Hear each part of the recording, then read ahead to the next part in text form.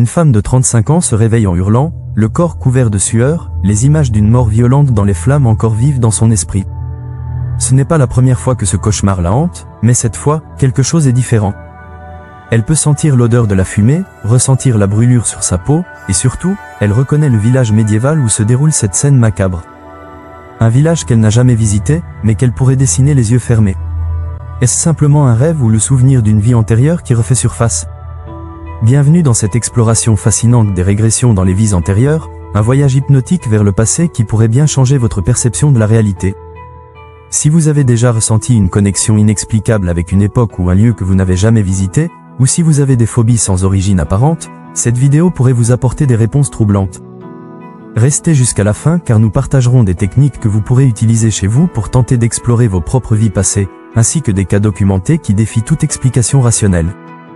La régression dans les vies antérieures est une pratique qui permet, grâce à l'hypnose, d'accéder à ce qui semblerait être des souvenirs de vie que nous aurions vécus avant notre naissance actuelle. Cette technique, bien que controversée dans certains milieux scientifiques, a gagné en popularité ces dernières décennies, avec plus de 50 000 personnes qui se soumettent chaque année à ces séances rien qu'aux États-Unis. Mais comment fonctionne réellement ce processus, et que peut-il nous révéler sur notre existence actuelle? L'analyse de l'expert nous indique que l'hypnose utilisée pour la régression dans les vies antérieures est un état de conscience modifié, similaire à une profonde relaxation, où l'esprit conscient s'efface partiellement pour laisser place à l'inconscient. Dans cet état, les souvenirs qui seraient normalement inaccessibles peuvent remonter à la surface, y compris ceux qui pourraient provenir d'existences antérieures. Le Dr Brian Weiss, psychiatre renommé et auteur de Mani Live, Mani Master, a documenté des centaines de cas où ses patients ont spontanément commencé à décrire des vies passées pendant des séances d'hypnose thérapeutique standard. Prenons le cas de Jenny, une femme de 42 ans qui souffrait d'une phobie inexplicable de l'eau. Malgré de nombreuses thérapies conventionnelles, rien ne parvenait à soulager sa terreur paralysante face à l'eau, même dans une baignoire. Lors d'une séance de régression, Jenny s'est retrouvée dans le corps d'un jeune marin du XVIIIe siècle, tombant par-dessus bord lors d'une tempête et se noyant dans les eaux glacées de l'Atlantique Nord. Les détails qu'elle a pu fournir sur la vie maritime de cette époque, les vêtements, et même le nom du navire ont été vérifiés ultérieurement et correspondaient à des faits historiques qu'elle n'aurait pas pu connaître. Après cette séance, sa phobie de l'eau a considérablement diminué, comme si la compréhension de son origine avait libéré son esprit de cette peur ancestrale. Ce qui est particulièrement fascinant dans les cas de régression, c'est la capacité des sujets à fournir des informations historiques précises qu'ils n'auraient pas pu connaître autrement. Le Dr Ian Stevenson, psychiatre et professeur à l'Université de Virginie, a passé plus de 40 ans à documenter plus de 3000 cas d'enfants qui semblaient se souvenir spontanément de vies antérieures. Dans plusieurs de ces cas, les informations fournies par ces enfants ont pu être vérifiées et correspondaient à des personnes réelles décédées avant leur naissance. L'analyse de l'expert révèle que ces cas défient l'explication conventionnelle selon laquelle les souvenirs de vies antérieures ne seraient que des constructions de l'imagination ou des suggestions implantées par l'hypnotiseur. Comment expliquer qu'une personne puisse connaître des détails spécifiques d'une époque ou d'un lieu qu'elle n'a jamais étudié? Comment expliquer les marques de naissance qui correspondent parfois aux blessures fatales subies dans une vie antérieure présumée?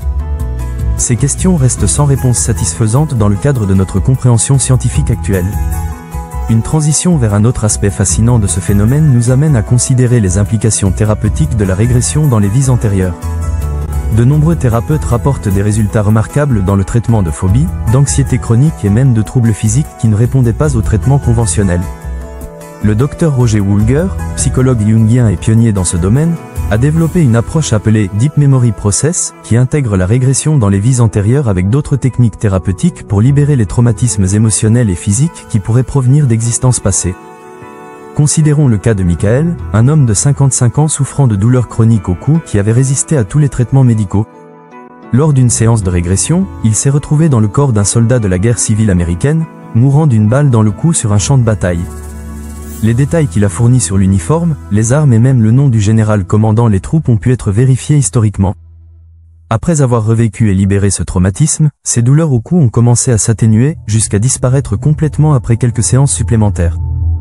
L'analyse de l'expert suggère que ces guérisons pourraient s'expliquer par le fait que certains traumatismes non résolus pourraient persister d'une vie à l'autre, affectant notre santé physique et mentale actuelle.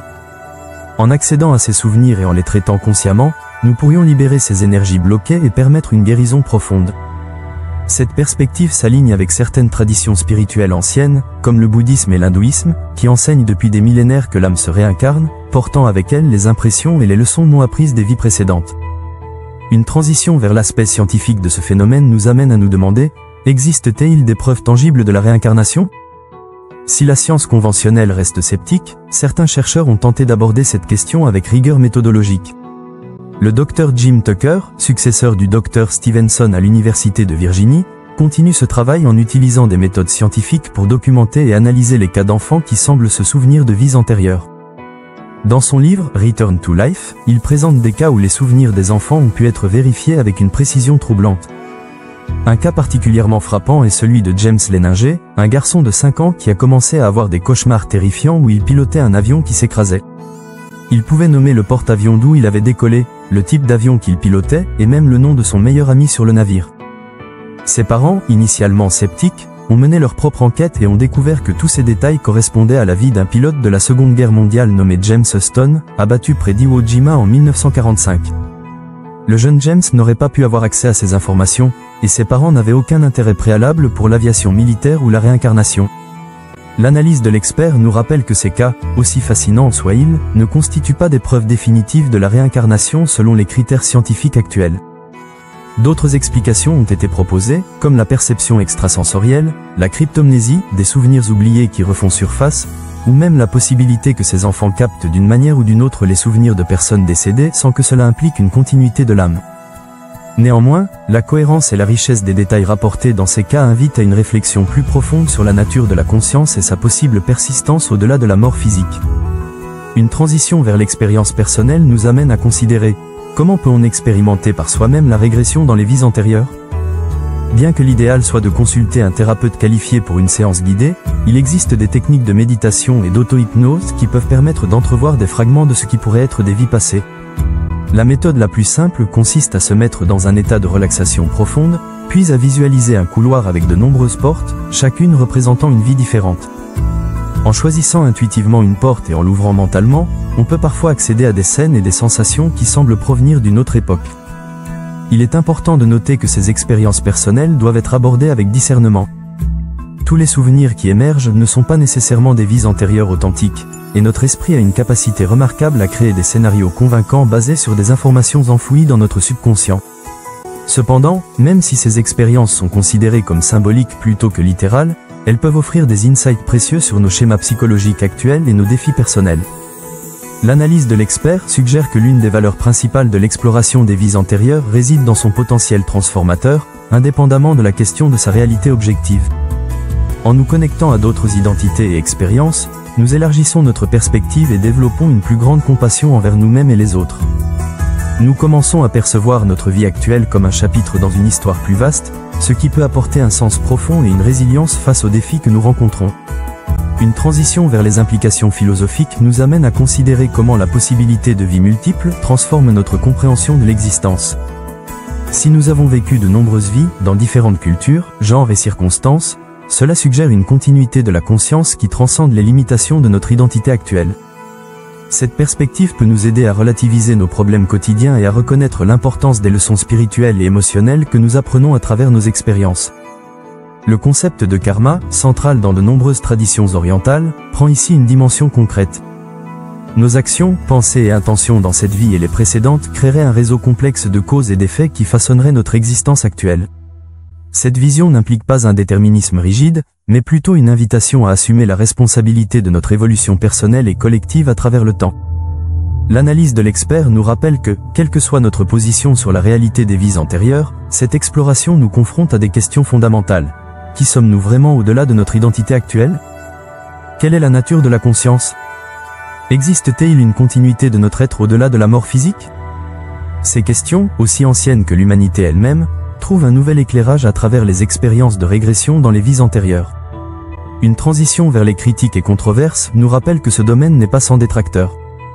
Les sceptiques soulignent que l'hypnose peut induire un état de haute suggestibilité où les sujets pourraient inconsciemment créer des récits pour satisfaire les attentes perçues de l'hypnotiseur. Les souvenirs de vies antérieures pourraient être des constructions basées sur des informations absorbées et oubliées, des fantasmes, ou même des confabulations involontaires. Le phénomène de « faux souvenirs » est bien documenté en psychologie, et des études ont montré qu'il est possible d'implanter des souvenirs d'événements qui ne se sont jamais produits chez des sujets suggestibles. Cependant, les défenseurs de la régression dans les vies antérieures répondent que cette critique n'explique pas les cas où des informations vérifiables et précédemment inconnues du sujet émergent lors des séances. L'analyse de l'expert nous invite à maintenir un équilibre entre ouverture d'esprit et pensée critique. La science évolue constamment, et des phénomènes autrefois considérés comme impossibles ou surnaturels ont parfois trouvé des explications dans de nouveaux paradigmes scientifiques.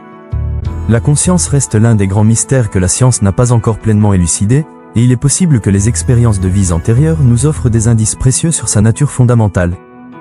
Une transition vers des cas encore plus extraordinaires nous amène à considérer le phénomène de xénoglossie, où des personnes sous hypnose se mettent à parler des langues qu'elles n'ont jamais apprises dans leur vie actuelle. Le cas de Jenny Cockell, une Britannique qui a retrouvé ce qu'elle croit être ses enfants d'une vie antérieure en Irlande, est particulièrement remarquable. Ces souvenirs détaillés de la vie de Mary Sutton, une femme décédée dans les années 1930, ont été confirmés par les enfants de cette femme, désormais âgée, qui ont reconnu des détails intimes que seule leur mère aurait pu connaître. Le Dr Weiss rapporte également le cas d'une patiente qui, sous hypnose, s'est mise à parler un dialecte araméen ancien, une langue morte depuis des siècles et certainement jamais étudiée par cette femme au foyer sans éducation supérieure. Des linguistes ont confirmé l'authenticité de ce dialecte, soulevant des questions troublantes sur l'origine de cette connaissance. L'analyse de l'expert souligne que ces cas de xénoglossie représentent peut-être les preuves les plus convaincantes en faveur de la théorie des vies antérieures, car ils impliquent des compétences objectives qui peuvent être vérifiées indépendamment, plutôt que des souvenirs subjectifs qui pourraient être influencés par la suggestion ou l'imagination. Une transition vers la dimension collective de ce phénomène nous amène à considérer comment nos vies antérieures pourraient influencer nos relations actuelles. De nombreux thérapeutes spécialisés dans la régression rapportent que des personnes découvrent souvent avoir partagé plusieurs vies avec certains individus de leur entourage actuel, mais dans des rôles différents. Cette perspective pourrait expliquer les connexions instantanées que nous ressentons parfois avec certaines personnes, ainsi que les conflits récurrents avec d'autres. Le concept d'âme sœur prend ici une nouvelle dimension, suggérant que certaines personnes se retrouvent vie après vie pour continuer leur évolution spirituelle ensemble. Ces relations ne sont pas toujours romantiques. Elles peuvent être familiales, amicales ou même conflictuelles, chacune offrant des opportunités d'apprentissage et de croissance. L'analyse de l'expert nous rappelle que cette vision des relations comme s'étendant sur plusieurs vies peut nous aider à aborder nos interactions avec plus de patience et de compassion. Si nous voyons nos défis relationnels comme des opportunités de résoudre des dynamiques anciennes et d'évoluer ensemble, nous pouvons transformer même les relations les plus difficiles en catalyseurs de croissance personnelle. Une transition vers les implications pratiques nous amène à nous demander comment l'exploration des vies antérieures peut-elle enrichir notre vie quotidienne ? Au-delà de la curiosité intellectuelle, cette pratique peut offrir des outils concrets pour notre développement personnel et spirituel. En comprenant les schémas récurrents dans nos différentes incarnations, nous pouvons identifier nos tendances karmiques et travailler consciemment à les transformer. Par exemple, une personne qui découvre avoir vécu plusieurs vies marquées par la pauvreté et la pénurie pourrait prendre conscience des croyances limitantes qu'elle porte encore concernant l'abondance et la prospérité. En reconnaissant l'origine de ces schémas, elle peut commencer à les reprogrammer consciemment dans sa vie actuelle. L'analyse de l'expert suggère que l'un des plus grands bénéfices de cette exploration est la perspective élargie qu'elle offre sur notre existence. Nos problèmes actuels, aussi importants qu'ils puissent paraître, prennent une dimension différente lorsqu'ils sont vus comme des épisodes dans un voyage beaucoup plus vaste de l'âme. Cette perspective peut nous apporter sérénité et résilience face aux défis de la vie. Alors que nous approchons de la conclusion de cette exploration fascinante, prenons un moment pour réfléchir aux questions fondamentales que soulève la régression dans les vies antérieures. Que vous soyez convaincu de la réalité de la réincarnation ou que vous considériez ces expériences comme des métaphores psychologiques puissantes, l'invitation à élargir notre conception de qui nous sommes reste valable. Sommes-nous simplement des êtres biologiques limités à une seule existence, ou des consciences en évolution à travers de multiples expériences d'incarnation ? L'analyse finale de l'expert nous rappelle que la vérité pourrait être plus vaste que ce que notre esprit rationnel peut concevoir. Peut-être que la régression dans les vies antérieures nous offre un aperçu d'une réalité multidimensionnelle où le temps, l'espace et l'identité fonctionnent différemment de notre compréhension habituelle. Dans cette perspective, chaque vie serait une facette d'une existence plus vaste, un chapitre dans une histoire cosmique que nous écrivons collectivement à travers les âges. Si vous souhaitez explorer ce domaine par vous-même, nous vous encourageons à le faire avec discernement et ouverture d'esprit. Que vous consultiez un thérapeute spécialisé ou que vous expérimentiez avec des techniques de méditation guidée, abordez cette exploration comme une opportunité d'élargir votre conscience et votre compréhension de vous-même. Et rappelez-vous que, quelle que soit votre conclusion personnelle sur la réalité des vies antérieures, le simple fait de considérer cette possibilité peut transformer votre perspective sur votre vie actuelle, vos relations et votre place dans l'univers. Nous espérons que cette exploration vous a ouvert de nouvelles perspectives et suscité une réflexion profonde sur la nature de votre existence. N'hésitez pas à partager vos propres expériences et réflexions dans les commentaires ci-dessous, et à vous abonner pour plus de contenu sur les mystères de la conscience et de l'existence humaine. Merci de nous avoir accompagnés dans ce voyage à travers le temps et la conscience, et peut-être à travers vos propres vies passées. À bientôt!